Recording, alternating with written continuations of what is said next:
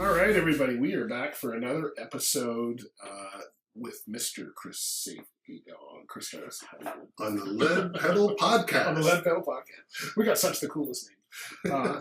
You're like me, right? How many people have asked you about Safety Dog and what that stands for, right? Probably. I know there's been a lot because I've heard you on trucker radio. Well, people ask about why did you call your company Safety Dog? Yeah. Be AWG. Yeah, you're not just a regular dog. Yeah. You're a safety dog. And many of my competitors take themselves really serious. And, let's be honest, safety is a real serious subject. Yeah. But if you take it too serious, you bore the hell out of the drivers and nobody listens to you. So I wanted to have a little fun. And safetydog.com was taken when I wanted to start my business. And I mentioned this to our mutual friend, Mark Muriel at Carrier's Edge. One day we were at a conference and I said to Mark, geez, I don't know what to call my company. I wanted Safety Dog. Mm-hmm. And he went, Be AWG, way cooler anyways. And I thought about it and safetydawg.com was available. Yeah. So that's the name of the company.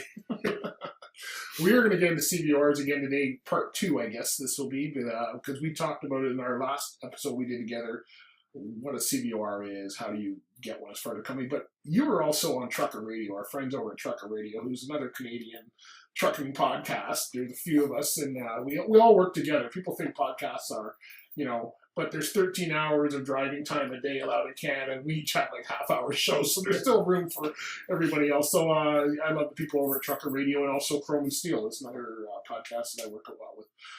But you were just recently on Trucker Radio, and that was, what were you guys talking about here? Well, and I don't want to say my friends, but I received an email from Keep Truckin', with no G on the end of that, Keep Truckin', which is a quality ELD provider. We all know electronic logging devices. And this petition they were asking me to sign a petition because they want to lobby the U.S. government to change the the on-duty time from 14 hours of on-duty time to 16 hours of on-duty time. And the reasoning for that was because the shippers keep screwing over the drivers and not treating them fairly. And so their solution was make the drivers work longer. Yeah, that whole 16-hour rule, and it's different on both sides of the border, right? So in the U.S., certain carriers can get away with a 16-hour rule, more local, right? I don't know what the local rule is. Okay. Certainly long haul, there is no 16-hour day. No, but there is for, the way it's worded in the U.S. regulations, someone staying within 160 kilometers and stuff could get away with that, the way it's worded. I know when I teach new drivers, I actually try not to mention the 16-hour rule because it confuses them. They're already learning 13 hours for Canada. What is it, 10 hours? Are we 11 hours? 11 hours in the States. 14 hours for both on duty. And now you're introducing 16 hours. and it actually floors many. What the 16-hour rule in Canada is, just with the breaks in it, they call it the 16-hour rule, right? And then I had a company I was doing safety training for, and I had one of their drivers said that he used this 16-hour rule, and he thought it was a benefit. But when I explained to him and showed him the regulation, I said, what you're doing is not what you're allowed to be doing. That really it's not saving you a lot. It is giving you more hours in one day. It is legal rule for you to do, but you have to take your time off the next day within a certain amount of time. And so you're actually just extending one day and shortening the next day by that 2 hours. Whereas if you just planned a little better, and he was just doing something like, well, it was easier for me to unload my truck at night than in the morning. Well, that's not the reason to extend it. Well, what you're talking about is a Canadian rule only, and the deferral rule where you're just deferring 2 hours. But in Canada we have that 16-hour working window, but in the States it's straight 14 hours. And quite frankly, I don't think we should make the day longer for a truck driver because the shipper screws them over. We should fix the shipper. I don't even think we should be working 14 hours a day. I don't know about you. You did mostly city work I did a lot of long haul and local. I had a whole mix of my career. But who wants to work 14 hours? Like, there's really no. If you're running, that's why we have the 13-hour rule in Canada, because it's so far in between destinations that you need that 13 hours just to get somewhere safe sometimes. But I'm not sure I want to work 14 hours. And I'm not sure how that's attracting anybody to the industry. Come work 14 hours a day. And you know what? If you want to, you can work 16 hours a day. Yeah, I want to get into that. Yeah, and we do have an attraction problem at the moment. Yes. The only reason to work 14 hours a day, I think, is that, I don't have soccer games at night. If I'm doing long haul trucking, I've got no soccer game, I've got no grass to mow, I've got none of those family obligations that take many of us our time up at night. Right. So why aren't I out there then earning money? It's better than sitting in a truck stop for excessive hours. I need at least, well, it's regulated to have 10 hours rest. So, give me my 10 hours of rest and let me work the rest. Yeah. And there's lots of scientific studies. There was a huge study done on the U.S. Army, I believe it was, where they showed that, people, it's the rest that they need. And 10 hours of rest is what they said was adequate. Then a soldier could do his soldiering duties quite effectively 365 days of the year, as long as they got 10 hours of rest every day. When the enemy's chasing you with guns, I don't need as much rest as I do if I'm just. Trust me, that's not that's a motivator. Get going. Yeah, well, I don't think hours of work affect those types of situations too much. And that, you know what, that's an episode. We're going to have that in the future. We're going to have to talk about this because, I understand that they're reviewing some of the rest. I don't agree with this whole 10-hour rule. Just to get this out of here while we're talking about it, I don't agree with the whole 10-hour off at a time. I like it the way it used to be when you had to have 8 hours off at a time, but you can also split it up, even for single drivers, not team driving, where you can set it up as, 4 on, 4 off, whatever it is.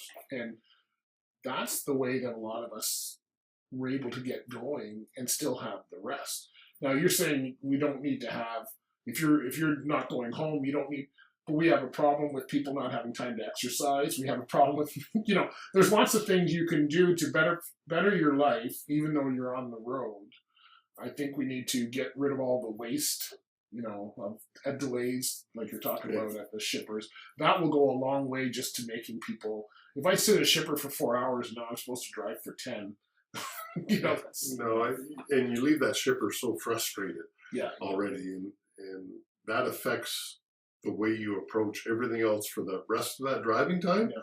If you're already pissed off, how are you going to treat the people that you're sharing the road with? Yeah. It would be so much better if the shippers, it takes 20 minutes to load a 53-footer effectively, if you're efficient. Yeah, if you're efficient, that's a whole other thing. But I think it's realistic, an hour. I always, and the companies I work for always paid us for deliveries. So I got paid for an hour. That was reasonable. If I got out of there in an hour, that was pretty quick. It's when you're there for 3 and 4 hours. And stuff does happen, right? Lines go down. I used to load out of Alabama. They loaded the furniture as they made it. 8 hours to load it. Trust me about that. But our company paid. As long as the company paid, hey, that's the way it worked. Anyway, let's get off that because that's a whole other episode, and we could talk a week on that. Let's get back. Well, that's what we were talking about on XM Radio there with Stan. Right. But that it does lead us into C.V.O.R. and this episode's topic of the truck driver C.V.O.R. and how so important it is, because if a driver gets a violation on the hours of service, it shows up where, Bruce? It shows up on their record, the C.V.O.R. record, not the regulation, the registration, but the record, yeah. So it's important. So let's, what have I got here let's kick us off here. So how does a C.V.O.R. affect a driver? Let's just start off with that question. Okay, so everybody who has a commercial driver's license has a C.V.O.R. automatically. When you get pulled into a scale, for instance, and let's say, I'll step away from the microphone. Woohoo! We had a clean inspection. Bruce is wearing his headphones. I didn't want his head to explode. You're amplified. So you get through an inspection and it's clean. Well, that will show up on your commercial driver's license as a clean inspection. And when I'm a recruiter, if you are looking for a job or trying to keep your job with my company, I review your C.V.O.R. and I'm going to be looking for how many inspections, were they clean, what type of violation shows up. So this all shows up on the commercial driver's license. Things like speeding tickets, if they happen while you're driving the commercial vehicle, show up. Any crashes while driving a commercial motor vehicle will show up. Overweights and logbook violations or hours of service violations are two things that don't show up on your personal abstract, but will show up on a commercial vehicle abstract. Okay, so this is the way I explain it when I'm teaching this at training schools or for companies. Your C.V.O.R. abstract is actually any non-moving violation. It shows up moving violations, but it also shows the non-moving violations. So that the way that most people can get this is, if you just have a driver's abstract, it will only show your moving violations. If you have the driver's abstract and the C.V.O.R. abstract, it'll show the non-moving violations. So it'll show the logbooks, the inspections, out of service, anything like that. Right? Yeah, overweights, all those things will show up. On your personal abstract, which is only a 3-year abstract. Your truck inspection scale, the scale inspections don't show up, right? But they do on your commercial. So now the C.V.O.R. is tied to the company. We established that in the last episode, right? Somebody's got to register and have that. So most trucking companies, if they're operating legally, will leave that alone for or have a C.V.O.R. So now, what happens to a driver? Let's assume I'm working for, let's say, somebody like a Challenger, okay, and I'm there for a year. And then next year I move on and I go work for somebody else. How does that show up on my C.V.O.R.? Well, on your C.V.O.R., each violation will show which company you're hauling for at that time. It shows their C.V.O.R. number and the name of the company. So if you're working for a Challenger, fine company, by the way, and a sponsor of this podcast, so we'll use Challenger and talk very nice. It is a good company. We get along good with Challenger. Yes. So if I'm working for Challenger and I get an inspection or I get a ticket or I have an accident, it all shows up on my C.V.O.R. along with Challenger's name. And then if I decide to leave, well, the record stays at Challenger, but it also follows me, and it stays on my personal C.V.O.R. for 5 years. So that's going to haunt me if it was a bad thing that I put on there. As I already said, clean inspections also show up. So that's certainly not haunting. That's something to brag about every time you get a clean inspection. So when someone pulls off this record, I've been so used to calling it record, I'll keep calling it record. When someone pulls off their C.V.O.R., they'll see all the companies, they'll see the one that they work at currently and anything there, but they'll also see anything in the past if it's within that 5 years, right? If it's within the 5 years and if activity happened. So, you had to have a scale inspection or you had to have a speeding ticket while driving a commercial vehicle. Something had to have happened to trigger the event to be registered on your C.V.O.R. But don't forget, everything that goes on your C.V.O.R. also appears on the company's C.V.O.R. That's why they're worried about it. Yeah. So, and what you and I might, as truck drivers, what we call a clean inspection, the safety department at the trucking company may not call it clean inspection. Right. So what's a clean inspection for the folks out there? Well, if I'm a truck driver, a clean inspection is I didn't get a ticket. Woo-hoo! Right, but now that's where a lot of people go wrong. They don't get the tickets, but they also have to have the report that shows nothing was found, right? Right, because I can go through an inspection and not get a ticket, but if I get an X on the report, and the report, by the way, is called C.V.I.R., another acronym. Of course. Okay, Commercial Vehicle Inspection Report. You get one from every scale you go through, and they must be turned into the safety department that's another episode, but turn them into the safety department. They do need those. If the C.V.I.R. report has an X on it, that X will show up on the company's C.V.O.R. with points. Okay. So the company's very concerned. Even though you didn't get a ticket, they get points on their C.V.O.R, and if they get too many points, then insurance rates might go up. They could possibly get canceled. They could, all kinds of interventions could happen to the company. Fired. Drivers get fired. Yeah, you could lose your job. Yeah. So it's important for. So now, how does somebody, a driver specifically, go about having these clean inspections? Like, what's the criteria? If I wash the dishes, that doesn't help in an inspection, right? So how does a driver, when they register? Let's go back to episode 1 for a minute, where they're getting the C.V.O.R registration. There's specific areas that they're questioned on or tested on, right? And one of those would be the inspections, right? On how to do inspections, hours of service. What else is? If we're talking about the truck driver and how he doesn't own the company, he's working for somebody that owns a company. So on his C.V.O.R, he's going to be worried about things like logbook violations. Yeah. All right. In Ontario, we don't have ELDs yet. Right. They are coming, I understand. But I think they're a godsend. Yeah. I really do. I'm a big believer. It's going to change the industry a lot for sure. Yeah. But electronic logging devices, your overweight tickets will show up. But the most of the violations, there's 2 categories that show up most. In the hours of service, the fine or the violation that I see the most is logbook not current. Right. Well, if you had an ELD, that would go away. Yeah. If you don't have an ELD, don't forget to bring the line to driving before you start driving the truck. Yeah. When you were a truck driver, did you ever hear the false rumor that the logbook could be current to within 4 hours? Yeah. Yeah, because they assumed that you would be driving.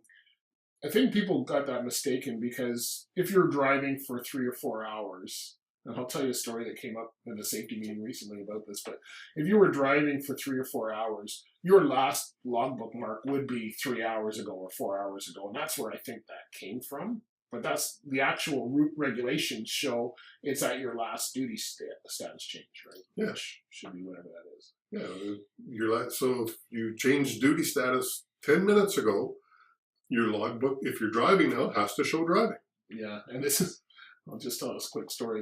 I was doing a safety meeting not too long ago, and they were having trouble with the 8-hour. In the U.S., you have to take a break within the first 8 hours of your. Right.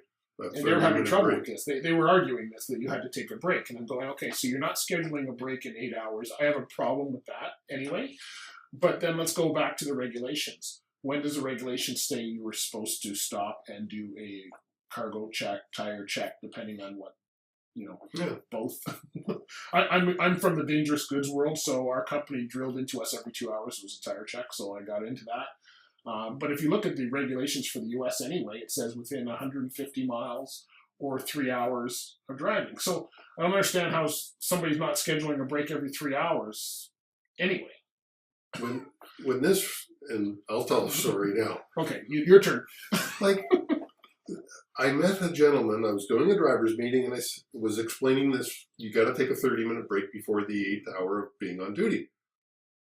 And his response was, that's crazy, that's ludicrous, why in the heck would they legislate that? And I looked at the gentleman, and I said, well, come on, you really don't drive 8 hours straight. Yeah. He says, no, I don't. I drive 11 hours straight. And I looked at the man, and he had to be 400 or more pounds. Yeah. He was huge. And perhaps, and I try to imagine why somebody would do that to themselves.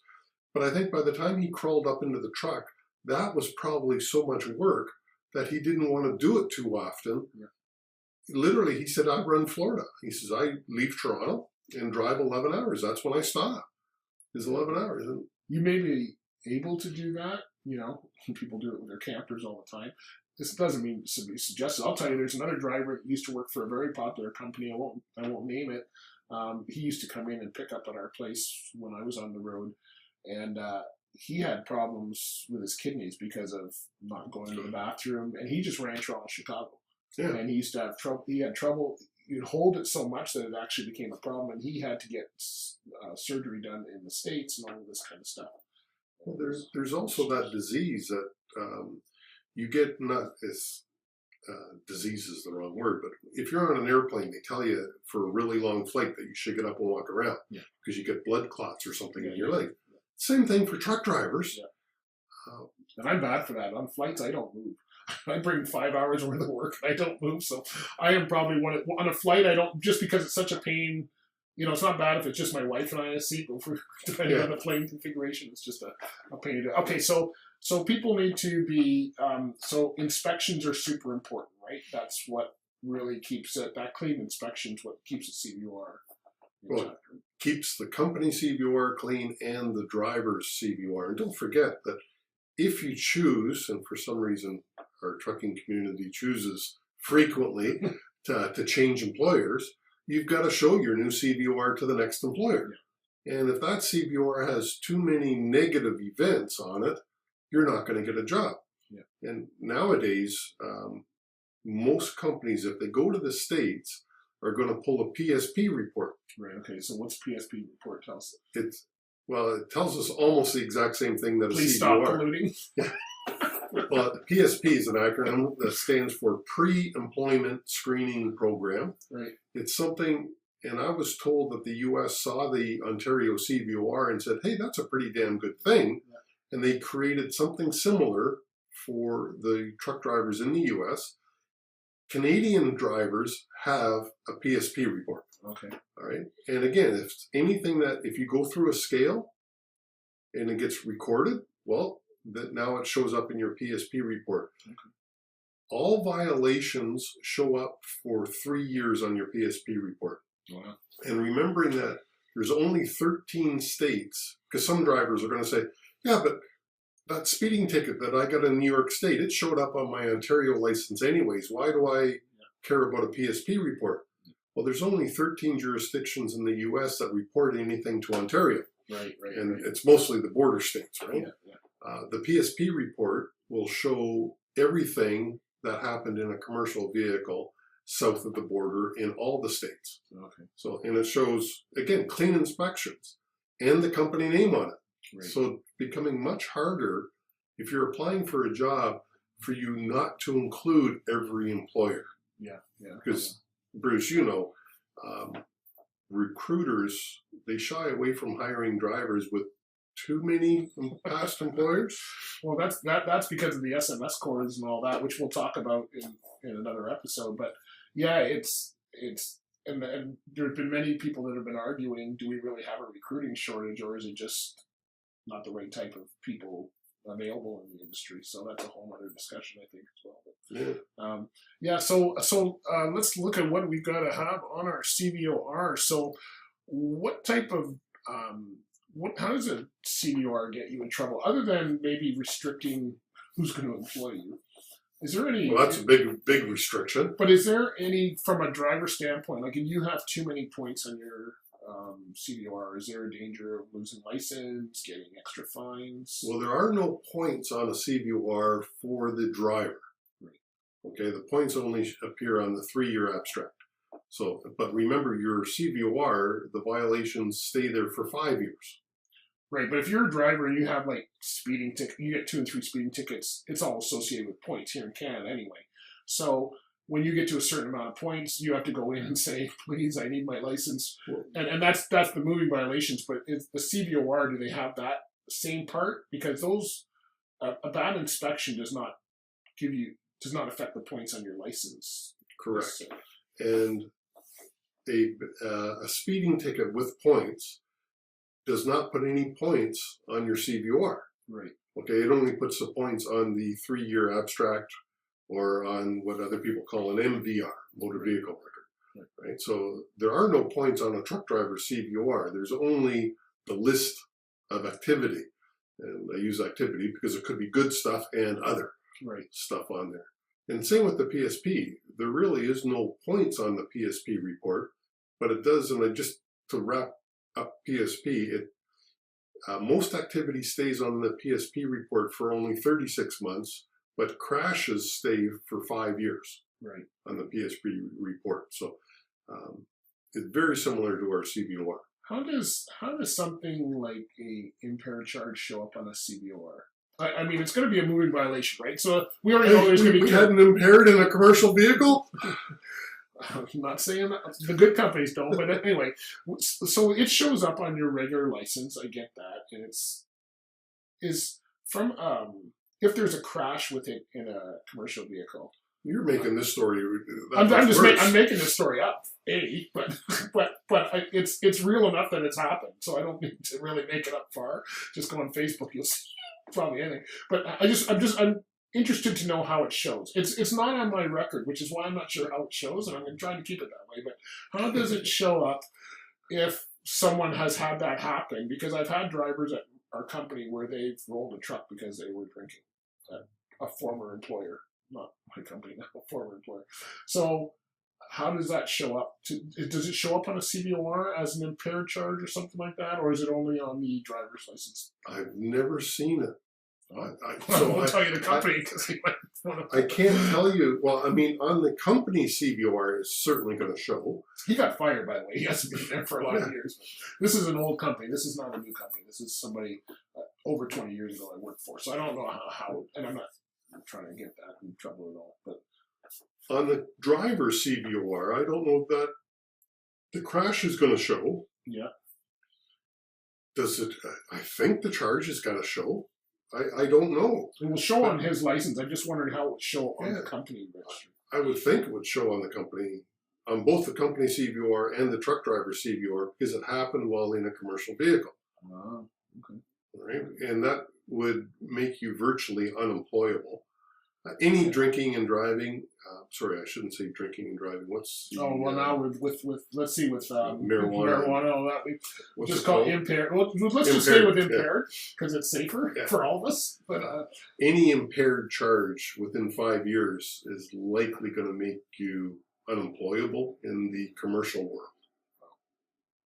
There's no insurance. I mean, the liability, the risk from the insurer, should you have another crash and be found to be under the influence again, it's just huge. Wow. So yeah, don't do that. No. And you know, I'm laughing. Even before that story, don't do it. Well, I'm going back to one of my past employers, and this is more than 20 years ago, but I remember we decided we were going to do a drug test on a particular driver because of a situation. And so we let him go out on one trip, and on his way back, we were going to send him in for a drug test. Okay. He blew past the scale. This was in the States, he missed the scale, and it took the police officer 5 miles before the driver finally pulled over. Wow. And it took him 30 some odd hours before he could appear in front of the judge because he had to be below 0.05 to appear in front of the judge. And it took him more than 30 hours to sober up. And we were fortunate. There was no crash. Wow. But I know when it does happen. Did you just, I don't know why, but we're getting, did you hear about that story? You must have heard this. You must have, no, this truck driver. 2 truck drivers get in a room, what happens? They have a story. So there was that driver who got, I know you read this, is probably back in, I'm going to say March or April of 2017 when this happened. And the driver got pulled over at an inspection, out of service. They pulled him out of service. He stole his truck back. You remember this? And then they caught him in Maine, and he stole his truck like 3 times. I got to look up because I remember, but I never heard any more after that incident. Because I remember I did a safety meeting that weekend, and I was using that example for a lot of hours of service stuff and out of service. But did you ever hear what happened to that driver? I mean, he's probably still in jail, but he probably broke out the way he seemed to have a good plan of doing it. Well, you know, and I think this is a good lesson for truck drivers. You can't always, first of all, as a safety manager, I can't always believe what a truck driver tells me. And, you know, that example there of the truck driver, I do remember reading that now that he said he stole his truck 3 times. Yeah, it was right before Truck World. You know, or maybe it was 2 years ago now. It might have been 2 years ago. I thought it was 2007. Again, going back to my past, I had a driver tell me that he was put out of service, so he had a C.V.I.R report. He was put out of service, and he was put out of service in the States because he had a 6-pack of beer with him that he'd bought. And he says, you know, I regularly have a beer with, you know, I cook my dinner, I eat in the truck, and I have a beer. What's wrong with that? And I had to explain that in a commercial vehicle in the U.S., that's just, you can't do that. And in Canada, don't do it. But so he got put out of service for 24 hours. And this is the funny part. He says, oh, but the inspector said, look, I go off duty in 2 hours, so I won't be able to check on your truck to see if you're still here. And I tell people don't leave. Oh, he left. Oh, no. And, my insurance hack was on all of a sudden. And my God, if he'd had a crash in that time while he was put out of service, I can't imagine the lawsuits. He would end up in jail for sure, because now he's driving illegally. He may or may not have trucking insurance available, because if you're out of service, you're not supposed to be on the road. That's right. It's just, and there's cameras and all those. They see when you leave. You're not beating anybody by doing that, right? So the lawyers would have a field day on this whole thing. So give us one tip. What's one tip a driver can do to? We'll just end up this episode. What's one tip a driver can do to make sure or do their best to keep their C.V.O.R clean? Okay. When my favorite topic, or I've got lots of favorite topics, but in regards to this, how long, when you first got your truck driver's license, or when you went to truck driving school, how long does it take to do a vehicle inspection? What they teach and what they actually takes you, it's longer. So I would say it averages 30 minutes if you're doing a proper inspection. All right. So when you first got your license, it took you 45 minutes to an hour, but you got more efficient. That's right. Right? That's right. But it takes you longer than 2 minutes? Yeah. Well, you're supposed to log 15, right? Well, there's no rule, as far as I know, as to what you're supposed to log. Well, you have to log 15. I'll tell you from the old days, from running, is that you need to log at least 15 minutes because you need to show it as on duty, not driving, right? Now, of course, there's also that regulation where you can, if you have multiple deliveries in a area, that you can show them all in 15 minutes, roughly, and we'll leave that. We're going to have an hours of service. I guess we're going to have to do this for sure.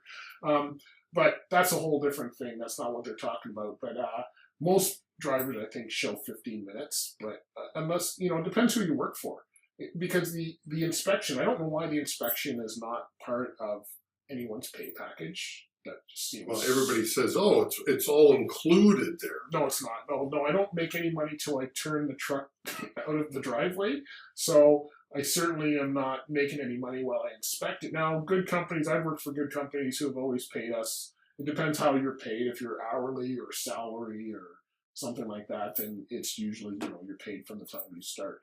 But when you're over the road and by the mile, you're probably not paid for it unless your company is really stepping up and paying you extra, which I don't know why they wouldn't do that. Pay you an extra $25 to do your inspect. They pay you to do paperwork at a lot of the companies I work with. They'll give you $25 to hand in your trip envelope.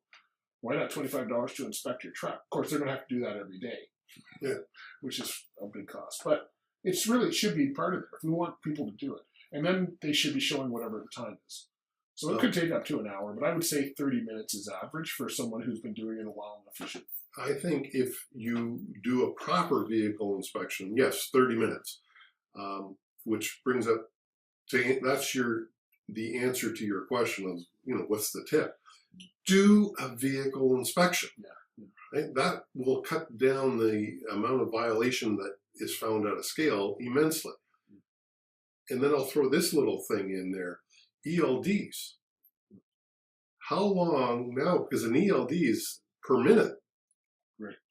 So now you're going to actually turn on your ELD, go do your vehicle inspection, and if you're like many truck drivers that I observe, they simply check the lights, kick the tires, and they're back in the truck in less than 5 minutes. Well, that's what the ELD is going to record. Now, and again, I go to the insurance part of it and go, oh my God, if that guy has a crash, and this is used in court that he spent less than 5 minutes doing a vehicle inspection, but he signed the document saying that he checked off all 23 items on a Schedule 1 in less than, how is that possible? Yeah. Well, I'm going to add on to your tip, because we're talking inspections. Do the inspection, but I would say if somebody wanted to find out how good the inspections are, have someone else do the inspection on that truck who doesn't normally drive that truck. There you go. Because what I know is I've always run with dedicated equipment. I can do my inspection way faster because, and I tell this to a lot of people, when you see people do inspections, that's probably not the way they normally do it in the real world. And that doesn't mean it's not being inspected. So when I was on the road, I'm checking when I'm fueling is when I'm doing a lot of, doing oil or whatever. It's usually when I'm doing a lot of those checks. The checks may not necessarily be done at the same time, which I think maybe is where we need to do the education. They want you to do it all at the same time. Like you do your oil check and all of that, before you start the motor. If you've ever woken up at minus 30 in Thunder Bay, probably that's not where you probably are going to do most of your checks, right? So I think doing it a real world where maybe people are doing it in pieces, but I ran the same truck and trailer all the time. So if the light went out, it was my baby anyway. So I wanted to make sure they were working. But so there's different ways. I think people do the inspections differently, and I think that's where we get into a bit of a problem with it. Well, yeah, and so just to finish off on that point, you've got to do an inspection every day. The law says it's good for 24 hours. The other thing that I like to add to that, again, going back to my insurance world, that the insurance company I worked for, we had more than 3,000 trucks a year hit in parking lots. So every time you leave your truck parked out of sight, out of mind, when you approach it again, you've got to do a walk around. You approach it and you ask yourself, did I get hit? Some basic guys who pull the pin on a fifth wheel. Oh my God, that's got to be the worst, right? These guys think that's funny. You pull out of the truck stop and your trailer dumps on the road on you. Yes. So as you approach the vehicle, you look for, is it moved? Because I got hit. Any fluids under the engine compartment?